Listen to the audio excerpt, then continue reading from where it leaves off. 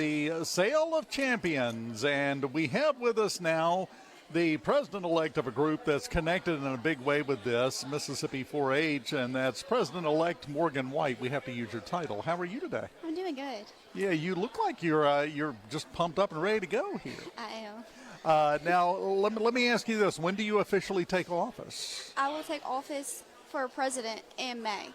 Okay, so you got a little time. Yeah, because the president-elect will, I got elected in May, and then I kind of followed the president for a year, and then I'll take office as president in May. Okay, fantastic. What does the president of Mississippi 4-H do? So we go and, we do a lot of speeches and get to talk to our legislators and just get to go around the state and support 4-H. So a lot of traveling. Yes. A lot of talking. Yes. A lot of shaking hands. A lot. Yeah, all of that kind of fun stuff. But it's rewarding. And, you're here. I'm sure you've got a lot of Mississippi 4-H members from all over the state involved in the Sale of Champions. Oh, we do. There's a lot. Now, does 4-H specifically do anything to assist them, to help them, or is it just more kind of a general support? Well, we also do the scholarships, and we give out a lot of those. And then of course, the sale helps a lot because, it's through 4-H and all that.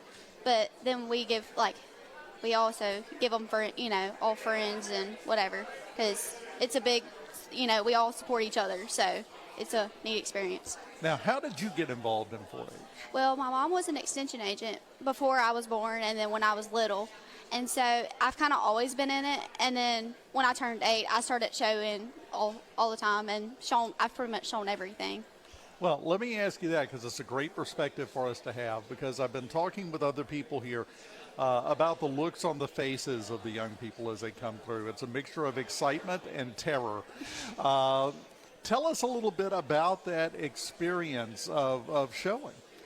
I guess, for me, it's I've always done it. So, I've done, and, the market animals are a little different because you only have them for a certain amount of time. And it's a little weird, but because you get close to them and all that, and you do well with them a lot of times, and then, you have to get rid of them a lot of times. But it's a lot of fun. And you get to know a lot of people and get to connections and get to keep your, all your breeding animals is really cool, which is mainly what I do right now. So you deal with the breeders at the moment. I do breeding animals, so I get to bring them home and they get to raise babies, and so it's really cool. Let me get this straight. You worked it around to where you get to play with baby animals all day. I try to, but That is a hard life, Morgan, I'll tell you. That's great. That is fantastic. Now, the thing about this that we have been talking about as well that I want to get your take on, off the top of your head, what are some lessons that you learn when you go through this process and you start with one of those baby animals that you're talking about and get them all the way to this point to show? What all do you learn doing that? I guess learn responsibility a lot of times because I got to go feed twice a day. I got to work them at least once a day, and especially with the hair animals, you have to work their hair and make sure they're walking right and all of that. And so it's really cool to see that and figure out how to do that. And then through 4-H I've learned how to speak to people. Communication is a big thing for me because I'm much introvert. And it's been really cool to see me come out of my box. Well, and that's a secret to life. You can pretend to be an extrovert. You can put on the show and then go hide in the closet as soon as you're done. That's acceptable. There's nothing wrong with that. Because from everything I can see and sitting here talking to you, you're doing a fantastic job. You are. Now, are you president for a year? Yes. Will be your term? Yes. And then what happens after that? Well, I'll age out of 4-H when I get when I age out of 4-H president. So it's kind of neat that I'll just be done, and I'll get to go and do other associations and all that. Going out on top, I like that. That's a good life plan. That's very good. Now, moving forward, and I know there are some people that are participating in the Sale of Champions. This is definitely true for some that it's not. Are you going to continue in this path in your life in terms of dealing with animals and working with animals this way? Oh, definitely. So I'm in the GERD Association, which is the Santa Gertrudis right now, and I can show with them till I'm 21. And I love that association. It is a great association. And so I'll get to go to do junior nationals till then, and then I can do open shows after that. So I can do that pretty much the rest of my life. And something tells me you're probably going to. Oh, definitely. I do. I'm sorry, I'm a city boy, so you're going to have to educate me on something here, because you mentioned something just a minute ago, and I want to go back to it. What is a hair animal? So a hair animal, so like all the lambs don't have hair, all that. But like with cows, you can either slick them, because like the Gerts, with them, you have to like slick them, because that's just their breed character. But with like Angus, you have to have, they're a hair animal, and so they have hair and they grow hair really easy, and that's just how their environment that they want to live in and all that. So. And I assume you have to keep it brushed out and keep it untangled and all. That's a full-time job. It is. Good. How do you have time for anything else? I make time, I guess. Yeah, that's about all you can do. Do you? At this point, do you mainly deal with the larger animals? Do you do anything with goats or anything? I do lambs. Lambs, okay. Yeah, it's been a lot of fun. I've done them since I was like 10 or something.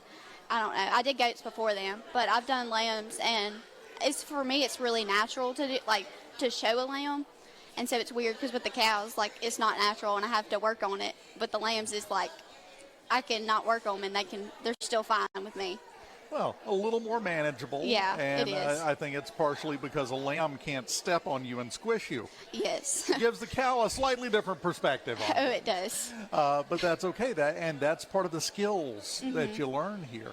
And even those skills apply as you move on in life, because you're going to run up on things and people and situations that don't want to go the way you want them to go. Oh, definitely. And you've got to figure out how to make it happen. Biggest challenge of being the president of 4-H? For me, it's probably speaking in front of people, just because it's not natural to me, and, just get it out of my box and just, talking to random people and getting to know them and all that. The more you do it, the easier it gets. It's getting easier as it goes on. And that's the thing with anything, including what they do here with the animals. The more you do it, the easier it gets, because you start learning the little tricks and you start getting comfortable with it, and it just makes it a lot simpler to do that.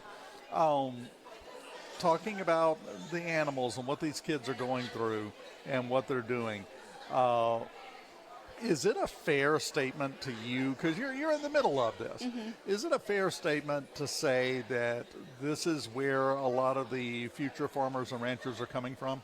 Oh, definitely. Between FFA and 4-H, we're shaping those kids, and even if you're not in the livestock area, we're still because 4-H has so many different opportunities. We have STEM, which is robotics and all that, and we're still doing all the for it. So it's definitely doing our farmers for the tomorrow. I believe Morgan just confirmed for us they're coming up with robot cows. Is that what you're saying? No. Oh, okay. Definitely not. How do robotics play into this? Well, with robotics, all the drones and all that. So, they can go look at the fields and, check on cows without even being there and not having to go, personally check on them. And you can just send the drone or something like that. Sit in your recliner. Yes. With a nice cold drink and just the air conditioner and the fan going, and just look over the herd. That's one thing that I'm sorry, most people have this rock solid picture in their head of what all of this is like. It's not that way, but you don't start out with drones. That's not how you learn the business, is it? No, it is not. You have to do the hard work and then do the easy stuff. Yeah, you got to do it yourself before you can build up to that level, but it's nice to know that level is there, because it gives you a goal to shoot for. Kind of like what's happening today with the Sale of Champions. They're going to let you bang the gavel at some point or something? I don't know if I'm doing it today. Okay, but you are going to get to do it. Probably at some point. Okay. If not, let me know. We'll have a word with people. Okay. You need some gavel banging experience. We got to completely round you out. It's Morgan White, the president-elect of Mississippi 4-H. a huge part of this event, the Sale of Champions. And let me tell you, let us know whenever you decide down the road to run for office, because I can see it in you. You got it. You are a superstar waiting to happen. Thank you. Yeah, that's the other thing. You got to learn to take a compliment. I stink at that, by the way, just to let you know. Morgan, always enjoy having a good guest, and you are definitely in that list, so thank you. Thank you. You go have fun. We will continue from the Trade Mart and the Sale of Champions, the 60th annual Dixie National Rodeo going on this week, and we will continue from here right after this on SuperTalk, Mississippi on Middays.